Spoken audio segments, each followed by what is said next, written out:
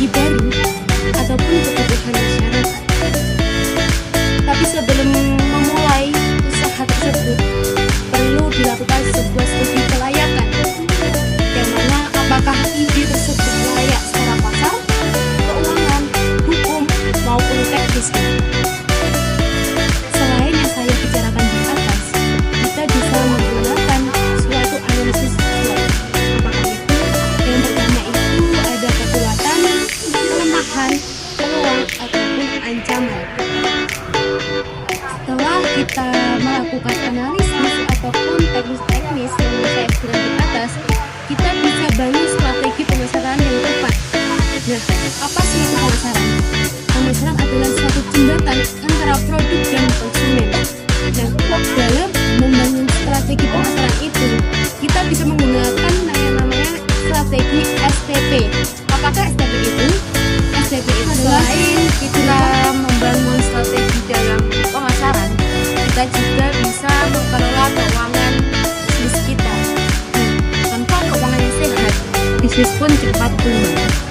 Nah, kenali dulu dua sumber modal. Yang pertama itu sumber internal dan juga sumber eksternal.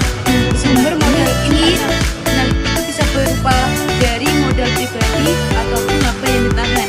Sedangkan sumber modal eksternal itu bisa berupa pinjaman bank maupun investor. Dalam berkewirausahaan atau kita memulai satu bisnis, kita juga harus mempertimbangkan soal operasional dan SDM yang efisien. Mengapa demikian? Operasional yang efisien dan tim kerja yang solid adalah satu kunci dari keberhasilan. Jika kita mau berwirausahaan atau kita memulai bisnis, kita juga harus mempertimbangkan soal operasional dan SDM yang efisien. Mengapa demikian? Operasional yang efisien dan tim kerja yang solid adalah satu kunci dari merekrut orang yang tepat, dari pelatihan, evaluasi kerja, dan menciptakan komunikasi yang terbuka. Dengan SDM yang terkelola dengan baik, bisnis akan lebih produktif dan berkembang lebih baik. Nah, selain itu kita harus juga memiliki suatu etika dalam berbisnis.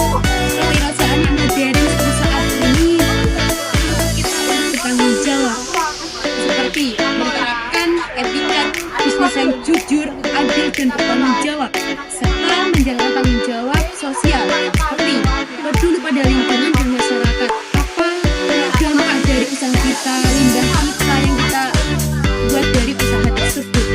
Nah, kita juga bisa menggunakan 3 pilar yang berkelanjutan di masa yang mendatang. Yang pertama itu ada profit atau keuntungan, yang kedua people atau manusia, yang ketiga itu ada planet ataupun bumi. Baik teman-teman, pendidikan itu bukan hanya sekedar bisnis, tapi juga misi menciptakan perubahan dari ide yang cermat sampai di pemasaran maupun keuangan yang solid hingga tanggung jawab sosial. Semuanya itu penting untuk kita tanggung, relevan, dan kita gunakan.